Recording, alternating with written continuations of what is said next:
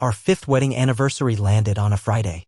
I know that shouldn't matter, days are just days, but something about it being a Friday made it feel extra symbolic. Like the universe was trying to give us a clean landing pad for celebration. No work distractions, no scrambling home late, just us. So I took the day off. First one in months. I got up early, made coffee, and spent the morning cleaning the house more thoroughly than I ever had before. I even reorganized the spice rack and dusted the tops of the picture frames. You know the kind of cleaning? The hopeful kind. The kind you do when you want to prove you're still trying. Like maybe the energy you put in could shift something invisible back into place. Around noon, I drove out to that little Mediterranean place Rachel loved, Zahir's. It's tucked behind a laundromat and looks like nothing from the street, but the food? Magic. They only do takeout on Fridays and I had to order it 2 days in advance just to be sure. Lamb kebabs, saffron rice, the cucumber dip she used to rave about. And for dessert? That weird rosewater cake that she always said tasted like memory. By 4, the table was set. Candles. Champagne breathing in glasses that still had the faint lip marks from our wedding toast years ago.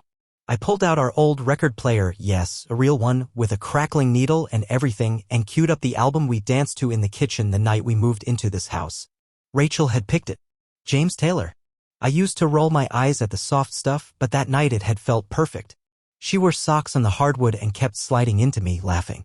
We didn't even unpack that first night, we just danced. I remembered all of it while I waited. At 6:45 I got dressed. Button-down shirt, fresh shave, even spritzed that aftershave she said made me smell like intention. The candles were flickering and I sat there, sipping slowly from my glass, checking the clock every few minutes like some kind of domestic lighthouse keeper. 7 o'clock came. Then 7:05. Then 7:15. I refreshed my texts. Nothing. My stomach started to twist, not from worry at first, just confusion. Rachel wasn't the forgetful type. She was a planner. The kind who set reminders to set reminders. We talked about the date earlier that week. She even joked about how 5 years feels like 20 in pandemic math. I laughed. At the time, it felt like a good joke. By 7:20, I had moved from the table to the front hallway, trying not to look panicked. I told myself maybe she was stuck in traffic. Or helping a client. Or caught up in some emergency, she'd explain with that fast-talking, stressed-out smile she always wore after a long day. But then, at 7:32 exactly, I heard it. A knock. Not keys in the door. Not her walking in. A knock. I opened it to find her standing there. Rachel. Dressed like she'd walked off a magazine cover. A black cocktail dress that hit just above the knee, one I didn't recognize. Her hair was pinned up, not in a messy bun like usual, but styled like she'd had it professionally done. And her lipstick red. Not just I wore makeup today red. Bold red. Statement red. In her left hand was a man's leather jacket. Brown. Worn in. Clearly not hers and definitely not mine. On her wrist, a smudge. A deep reddish imprint like a hand had gripped her a little too hard. I saw it. I registered it. But I didn't ask. Not yet. She looked startled to see me. Oh, hey. I thought you'd still be at work, she said, shifting the jacket like it was burning her fingers. I took the day off, I replied. Her eyes darted past me toward the dining room table. She took in the candles, the music, the wine glasses. Her expression flickered, something between guilt and annoyance, like she'd forgotten something and was mad at herself for it. Oh no, she said quickly, stepping inside. Tonight's our, oh God. Babe, I'm so sorry. There's this last-minute thing, my boss is throwing a team event tonight. Super hush-hush, super mandatory. I wasn't even going to go, but he personally asked me. Okay, I said, trying to keep my voice even. What's with the jacket? Oh, she said, holding it up like it had just materialized in her hand. It's Greg's. From work. I must have grabbed it by accident when I left the office. I raised an eyebrow. You just picked up a guy's leather jacket and didn't notice? She shrugged too quickly. It was on the coat rack. Mine looks kinda similar, I guess. Her phone buzzed. She dug into her bag, yanked it out, and flipped it face down without unlocking it. But I saw it just for a split second. A male name I didn't recognize. A name that didn't belong to anyone she'd ever mentioned. No coworkers I knew. No clients. No friends. I have to go, she said, stepping toward the door. Seriously, I would stay, but it's important. I'll make it up to you. Rain check on the anniversary, okay? I didn't move. Just stood there while she reached for the handle. Rachel. She paused. Hand on the knob. Do you really have to go? She turned, flashing that practice smile. The one she used in networking meetings, or when someone at the grocery store bumped her cart. "I do," she said softly. "It's work." And just like that, she left. The door clicked shut. No kiss. No promise. No apology that felt real. I stood there in the hallway for a long time. The record spun out its last song and hit silence. The champagne lost its chill. The lamb kebabs dried up under the flickering warmth of candlelight. At some point, I sat back down at the table, ate one piece of rice, took one sip of wine. I kept imagining scenarios. Maybe her boss really was pushy. Maybe the jacket thing was a weird coincidence. Maybe I was being paranoid. But that red imprint on her wrist, the jacket, the name on the phone, the way she barely looked at me when she left. It was the first time in 5 years of marriage that something inside me whispered, "You're not crazy. This isn't nothing." I didn't sleep that night. I cleaned up slowly, dish by dish, blew out the candles, put the food away like it mattered. But nothing tasted right. Not the wine, not the air, not even the silence. I left her a note in the kitchen. "Dinner's in the fridge. I hope it was worth missing." Not angry, not bitter, just hollow. I sat on the couch until the sky outside started turning that weird in-between color that's not quite dawn, not quite night. And when I finally heard her come in, sneakers on tile, her quiet sigh as she set her keys down, I didn't get up. I didn't speak. I just lay there, eyes closed, pretending to sleep. I didn't want to hear the excuses. I wasn't ready to learn the truth. Not yet. The thing about betrayal is it doesn't announce itself. It sneaks in, quiet, casual, like a cracked window you don't notice until the cold's already inside. The morning after our anniversary, Rachel acted like nothing happened. She was in the kitchen when I came downstairs, sipping coffee, scrolling her phone, humming something I didn't recognize. She didn't mention the dinner, didn't ask if I waited up, didn't say sorry for missing it, just smiled and asked if we needed eggs. I stared at her, standing there in her workout leggings and a hoodie she didn't sleep in, and something about her felt curated, like she was playing herself, a version of her that would pass inspection. That was the first morning I started doubting what I remembered. I used to trust the things she told me, not just trust, believe, fully. If she said she had a late meeting, I didn't ask questions. If she said she was traveling for a client consult, I packed her favorite snacks for the flight. But now, every past excuse started replaying like a film with bad dubbing. The words were right, but something in the delivery no longer matched. Like that night 2 months ago when she texted that her dinner with the girls ran late and she was crashing at Vanessa's. No warning, just a 10:43 p.m. message, followed by radio silence till morning. At the time, I believed her. Vanessa's name was safe, familiar. But now I remember how her phone stayed off until she got home around 9 a.m., hair perfectly curled, in the same dress she left in. I remember she smelled like hotel soap. There was the time she took that trip to Houston, a 2-day leadership summit, she said. She sent photos of the hotel room, neat, impersonal. No selfies, no coworkers, just a cropped picture of a window view and a glass of wine beside a folder labeled Q3 Prep. I remember seeing the photo and thinking, that's strange. Rachel never drinks wine alone. Not red, not that late. Or the time I found the receipt in her glove compartment. A motel outside Dallas. The kind with exterior doors and pay-per-view. The receipt was crumpled between granola bar wrappers and gum. It was under someone else's name. I asked her about it. She didn't blink. Oh, that was for a client who needed help booking a room last minute. I paid, he reimbursed me. She even fished a Venmo screenshot *T out of her phone. She was good. Too good. I didn't question it then. But now that explanation felt practiced, rehearsed like she'd delivered it before. Another memory resurfaced, sharper now than it was in the moment. I had walked into her home office one night to say goodnight. She was on her laptop, typing fast. When she saw me, she slammed it shut like I'd caught her Googling something embarrassing. I joked, "Top secret client pitch?" She laughed, said she was watching a dumb YouTube rabbit hole on real estate drama. I didn't press it. But now I wonder, Was it someone else's message? Was it her rewriting our timeline? Her phone behavior had changed, too. At first gradually, like a door slowly closing. She used to leave it charging face up on the kitchen counter. Notifications pinging without care. But somewhere along the way, the screen started living face down. The sound went off. Then came the second lock screen, one for me, one for work, she claimed. She said it was a new security protocol at the firm. Client confidentiality, she told me. And then came the second Instagram account. She showed it to me one night casually. Just something for work contacts and branding, she said. Less personal, more curated. I thought nothing of it at the time, but I wasn't allowed to follow it. Said it was just for leads and colleagues. Too dry, she joked. You'd be bored. Maybe I should have asked more questions then. But when you trust someone, you hand over your better judgment like a key, and you don't even realize you're doing it. I started noticing how her messages changed. The rhythm, the warmth. She used to send random midday, miss you, texts or tag me in dumb memes. Lately, her messages came hours apart, short, efficient.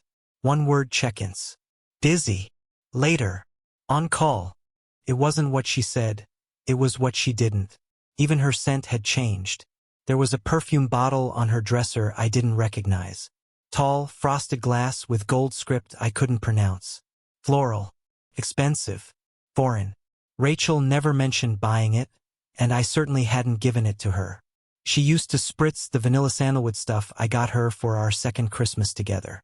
The one she said made her feel like vacation. This new one was sharper. More adult. Less familiar. I asked about it once. Gift from a client, she said, without even looking up from her laptop. Probably too strong, huh? She didn't wear it around me. At one point that week, I checked the car again. Not because I expected to find anything. I didn't. But because some part of me needed confirmation that I hadn't imagined the receipt. I opened the glove box. It was clean. Too clean. She'd emptied it. No wrappers. No receipts. No stray pens. Just the manual and a pair of unused sunglasses. Felt scrubbed. I looked under the seats. In the trunk. Even under the mats. I didn't find anything. But the absence of clutter, the precision of it, it felt like an answer in itself. Rachel was never a clean car person. Not until now. Later that night, I sat in bed while she showered and opened our shared calendar on my phone. She hadn't updated it in weeks. Normally, she added everything: meetings, birthdays, even grocery runs. But lately, whole days were just blank. No context. No explanation. She came to bed wearing a tank top and sweatpants. Said she was exhausted. Kissed my forehead like she was tucking in a child. Then rolled away before I could say anything. I lay there in the dark, listening to her breathe, and felt like I was lying next to a stranger wearing my wife's skin. The next day, I checked the laundry. I told myself I was being irrational, paranoid, that I'd find nothing. But curiosity doesn't care about dignity. I rifled through the hamper, through her gym clothes and slacks. Nothing incriminating, just the normal smell of detergent. But her tote bag, the one she kept in the trunk, that's where I found it. Tucked in a zipped side pocket, hidden behind a linty pack of gum, was a visitor badge. It had a company logo I didn't recognize. Her photo, and a guest name beneath it, Daniel W. Someone had scrawled it in Sharpie. Not her name, not her firm. I stared at it for a long time, trying to make it make sense. Couldn't. When I asked her later what it was from, she blinked twice, then shrugged. Oh, that? From the Innovation Summit last quarter. Remember that workshop thing I told you about? I was touring some of the vendor booths. She said it so casually, so effortlessly, like it was background noise. But I remember her not mentioning any summit that week. I remember her saying she was swamped and would be home late every night for a pitch. I remember eating takeout alone at the counter while she worked from the hotel. The hotel. That thought stuck with me like a splinter. I checked her browser history while she was on a run. I know how that sounds. I hated myself for doing it, but I needed to know if I was losing my mind. Her tabs were clean. Suspiciously clean. Except for one open folder in her bookmarks, mislabeled, client travel resources. I clicked it. There were 3 links, all for boutique hotels. 2 in Cleveland, 1 in Asheville. Dates going back 6 weeks. One matched the week she said she was off-grid for a leadership retreat. I clicked one of the links. Took me to a booking confirmation. The name on the reservation, Daniel Whitmore. I'd never heard of him. I closed the laptop gently, like it might scream if I moved too fast. I didn't say anything that night, or the next. I just kept playing everything back. Every lie wrapped in a reasonable tone. Every silence disguised as professionalism. Every kiss that landed an inch too far from my mouth. Things were rearranging themselves in my memory, and they finally started making sense. 3 mornings after our anniversary, I sat at the kitchen table with cold coffee and a heavy pit in my chest. Rachel had already left for work or said she did. I didn't ask where. I just watched the door close behind her, then stared at the blank calendar on the fridge. No meetings. No times. Just white space. Like the day had refused to commit to anything. That's when I remembered the camera. A few months back, I'd installed a video doorbell after a package went missing. Rachel had rolled her eyes at first, called it *LL, but I liked knowing who came and went, even if it was just the UPS guy. I hadn't checked the footage in weeks. Maybe months. But something in me, something tired and angry and desperate, told me to open the app. The footage from our anniversary was still there. I tapped through the day's timeline, watching the little thumbnails move through time like a flipbook. At 7:32 p.m. she appeared. Right on cue. Hair up, lipstick bold, that same dress I hadn't seen before. But she wasn't alone. A man stood beside her. Tall, clean-cut, charcoal blazer, no tie. He leaned close, said something that made her smile. Not politely. Not casually. The kind of smile you save for someone who makes you feel special. Then he kissed her. Not on the lips. On the temple. Like they were already something. Like this was normal. She took the coffee he handed her, hers was black, always black, and looked at the door. My door. Our door. She didn't reach for her keys. She didn't ring the bell. She just stared at it for a few seconds. Then she pulled out her phone, tapped something quick, and walked away.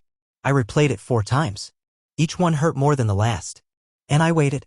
Waited for the app to crash. For the footage to glitch. For some easy excuse to materialize out of pixels. But it never did. I sat there, still in my sleep shirt, watching a man I'd never met kiss my wife while she held his coffee and walked off into a morning she'd never explained. I didn't cry. I didn't throw the phone.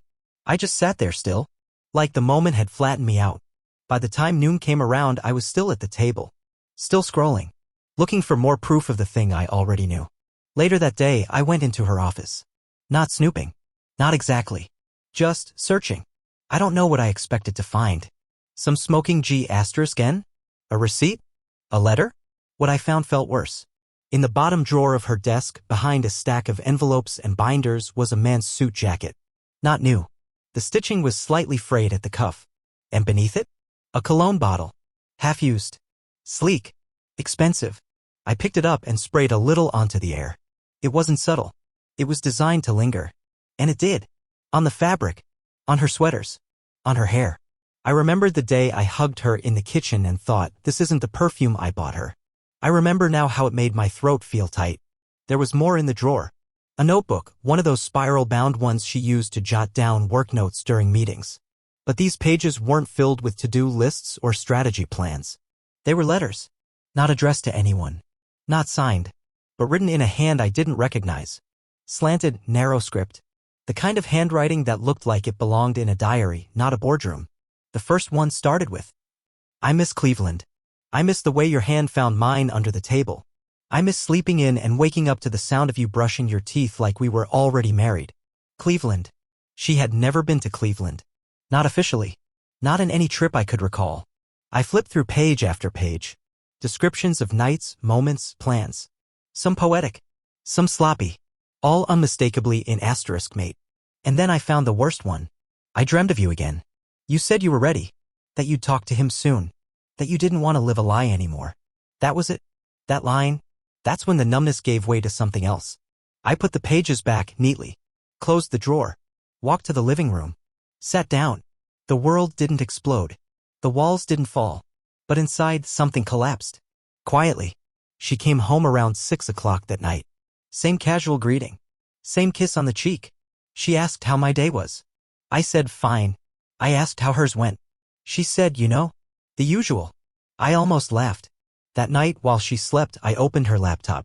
She never logged out of her accounts. Maybe she trusted me too much. Or maybe she thought I'd never question her. Her browser history told a story she hadn't. There were hotel searches. Not just one. Multiple. Out of state. Short trips. One-night stays. Weekends that I remember now as girls' retreats or client immersions. She hadn't cleared the cache. One link opened a reservation confirmation for a weekend last month, Cleveland again. Same boutique hotel. Same check-in and check-out dates as the weekend she said she was in Tulsa for a regional pitch. The email was under her name, but the confirmation said, 2 guests. King Suite. Breakfast for 2. In a folder on her desktop labeled Q4 Assets, I found a Word doc. It was a message. To him, I assume. She never sent it. But she had written it. I wish I could wake up beside you every day. I wish I didn't flinch every time he touched my shoulder. I feel guilty for lying, but not for loving you. I know it's wrong. I know it's complicated. But when I'm with you, I don't feel like I'm faking it. I just feel like myself. I read it 3 times. Not because I needed to, but because some part of me hoped it would change on the second pass. Or the third. But it never did. I closed the laptop. I walked back to bed and lay down next to her. She shifted in her sleep and murmured my name just once. Like it was a reflex. Like muscle memory. And in that moment I realized something I hadn't let myself believe until now. It wasn't that she had fallen for someone else. It was that she had already left. Emotionally. Mentally. Maybe months ago. Maybe longer. What I was sleeping next to wasn't a wife, it was a version of her curated to keep the peace. The real her? The part that loved openly, laughed easily, shared everything? That part was already gone. The rest was just performance. There was no big fight. No screaming in the kitchen. No thrown plates or shattered glass. That might have been easier, honestly. At least rage comes with direction. What I felt was stillness. A kind of hollow quiet that pressed into my chest like fog. I didn't ask her about the emails. I didn't confront her about Cleveland. Or Daniel. Or the way she looked past me now like I was furniture she used to love. There was nothing she could say that I hadn't already read in the way she walked through the house, detached from everything we once shared. The next morning I changed the locks. It wasn't an act of anger. I didn't do it to punish her. I did it because the man in the mirror, the man who had once believed Rachel would never lie to him, needed to reclaim something. A boundary. A space. She didn't even know. Not yet. I packed her things slowly. I didn't throw them into boxes. I didn't stomp around. I just moved from room to room, collecting items that used to feel like us and setting them gently into silence. Her favorite mugs. That green cardigan she always wore on Sunday mornings. The books with sticky notes marking her favorite quotes. Her tennis racket. The souvenirs we collected in Seattle. Her skincare bottles lining the sink. The framed quote from her grandmother, the one that said, "A soft voice doesn't mean a soft will." It all went into boxes. Neat. Labeled. Controlled. I took down the framed photo in the hallway our wedding day. She was laughing in it, head tilted back, eyes closed. We looked happy. God, we looked so happy. I wrapped it in newspaper and put it in a bin marked photos. Then I took down the rest. Family. Friends. Vacations. Birthday parties. All evidence of a life that had slowly gone dark without me noticing. When I got to the kitchen, I hesitated. There was a playlist still queued on the speaker, one she'd made the first year of our marriage. We used to play it when we cooked together. She danced between stirring and chopping, always offbeat but committed. I hadn't heard it in months.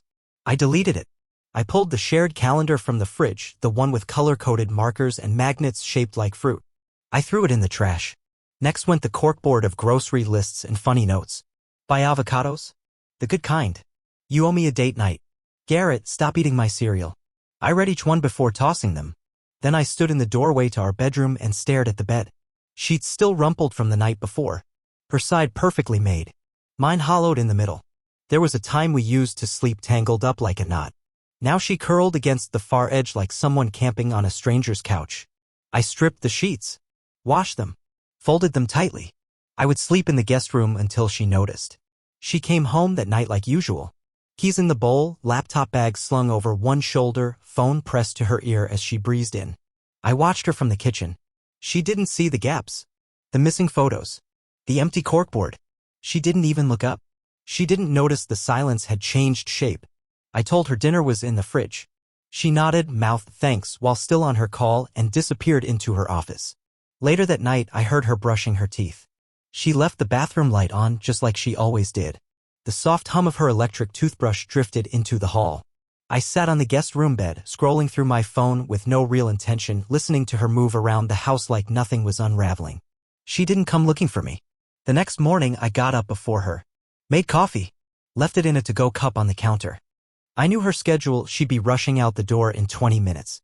I sat on the back porch, watching the fog lift off the grass, and heard the faint chime of her phone receiving a message. Probably his. She never texted that fast for me. By the time I came inside, she was gone. Her coffee cup still half full, the lid set askew on the counter. It felt like a metaphor, but I didn't want to look too closely. That afternoon, I dropped her boxes off at her friend Kelly's place. I didn't leave a note. Kelly didn't ask questions. Just nodded and stepped aside as I unloaded box after box into her spare bedroom. "This everything?" she asked. "Just what's no longer mine." She didn't respond. Just placed a hand on my shoulder. I appreciated the silence. When I got home, the house felt both empty and clearer. Like I could breathe again without her stories weighing down the oxygen. I opened the windows. Let her move through. I stood in the middle of the living room and listened to nothing. No podcast playing in the background. No phone calls on speaker. No fake laughs echoing from another room. Just the sound of a house resetting. Over the next few days, I began untying the knots of our life.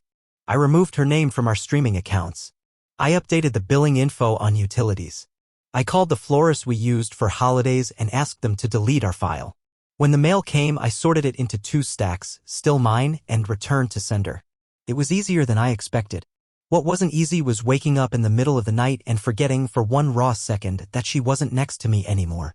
I'd reach across the bed and find nothing but fabric and memory. I started keeping a journal. Nothing poetic. Just facts. Dates. Feelings. The kind of things I used to tell her. The kind of things she used to care about. Monday, didn't flinch when I passed her shampoo in the store. Bought mine instead. Progress. Wednesday, saw her favorite dish on a restaurant menu. Didn't order it. Didn't feel like pretending anymore. Friday, realized I've gone 5 straight days without wondering where she was after 6 p.m. First time in months. One night, I got a text from her. "Hey, forgot my navy blazer. Might stop by after yoga to grab it." I stared at the message for a long time. Then I replied, "It's in box 4. At Kelly's." She didn't respond. 2 days later, she showed up. It was late. After 9 p.m. I had just settled in on the couch with a book when I heard the sound 3 knocks. Not her key. Not the usual jingle. Just that slow, unfamiliar tap.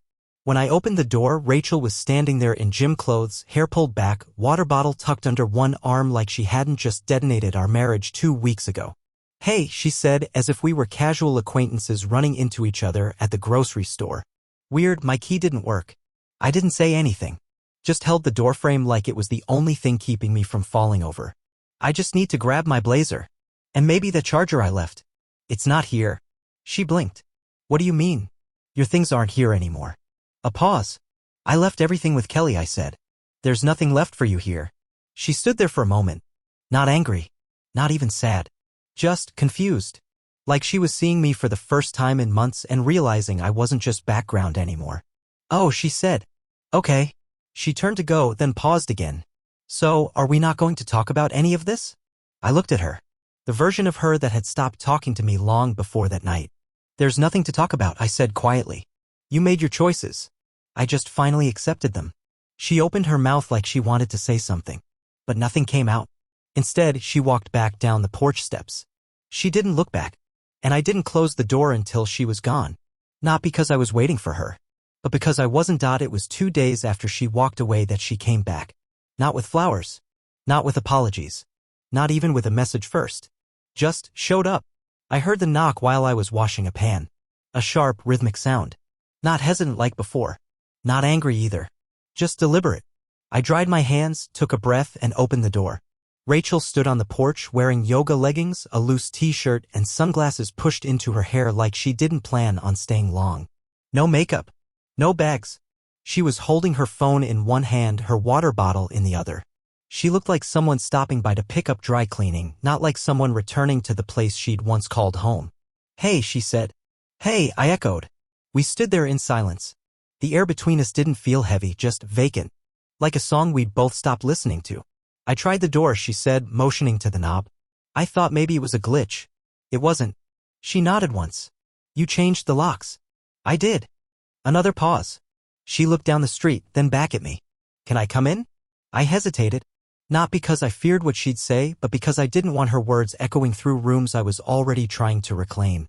But I opened the door. Stepped aside. She walked in slowly, her eyes scanning everything. I wondered if she noticed the differences. The space where her mug rack used to sit. The rearranged bookshelf. The missing throw blanket from the couch. The absence of our photos from the hallway. She said nothing about it. Instead, she sat on the edge of the armchair like she wasn't sure how to make herself small enough to deserve a seat.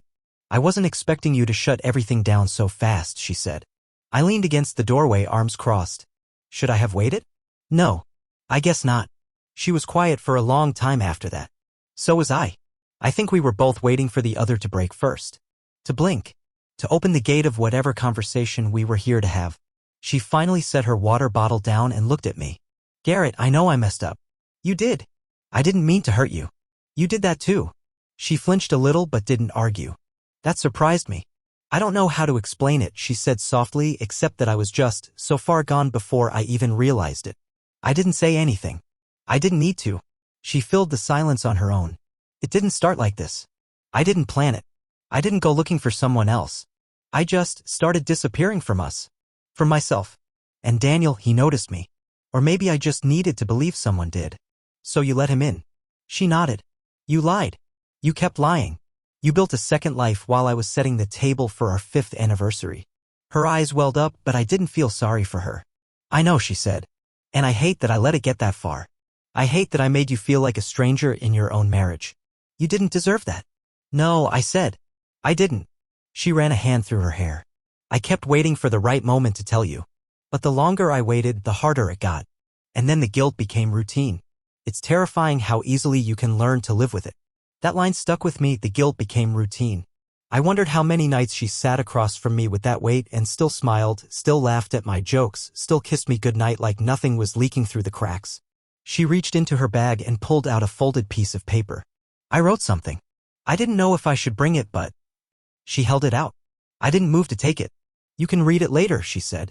I nodded once. I'm not here to ask you to forgive me, she continued. I know I lost that right, but I didn't want to leave things like they were. With that weird, quiet ending. I just wanted you to hear it from me. Not from a hotel receipt. Not from a video doorbell. From me. For a second, I saw a flicker of the woman I used to know, the one who cried when we missed our first flight together and laughed it off while eating vending machine pretzels in the terminal. The one who used to sneak notes into my coat pocket with messages like, "You've got this. I love you." But that woman had been gone for a long time. What happened to us? I asked. Not with anger. Just genuine confusion. When did we stop being real? I don't know, she whispered. Somewhere between long hours and late dinners and promises we stopped keeping. I think I stopped reaching for you and you stopped noticing. That hurt. Because maybe in some small way it was true. Maybe I had grown too comfortable. Too passive. Maybe I didn't see the warning signs early enough because I didn't want to believe we could rot like everyone else. But still, she didn't leave because we drifted. She left because she chose to. I don't hate you, Rachel, I said finally. I probably should. But I don't. Her eyes were glossy now. I don't hate you either. I just don't know you anymore. She nodded slowly. I don't know who I am either. We sat there a little longer. Not saying anything. Just breathing the same air for what might be the last time. Eventually she stood. I'll go now, she said. She didn't ask for another chance. She didn't say, I still love you. And maybe that's how I knew this was real, that even she had run out of illusions to offer. I walked her to the door. She turned back once, like she wanted to memorize the space. I really did love you, Garrett, she said, voice shaking. I know. She stepped outside. I didn't close the door right away. Just stood there and watched her walk down the path like any other passerby. She didn't look back. Later that night, I found the letter she left on the table. Just a single page, handwritten. Her script was neater than usual. Garrett, if I could go back and undo what I did, I would. But I can't. I know this doesn't fix anything, but I needed to tell you that you were never the problem. You were steady, kind, trusting. And I abused that. I don't expect your forgiveness. I just hope someday you find someone who sees you clearly and never stops choosing you. I'm sorry I couldn't be that person. Rachel. I folded it carefully. Put it in the same drawer where I once kept her birthday cards. The drawer I hadn't opened in weeks. Then I shut it for good. She never came back after that. She didn't call. Didn't text. No social media updates. No mutual friends reaching out. It was like she dissolved into the background of my life, leaving only the echo of what she used to be. The next morning, I woke up to quiet. Not the kind that aches. The kind that lets you breathe. I moved out a week after Rachel's visit. Not because I had to, but because staying in that house felt like rereading a painful chapter.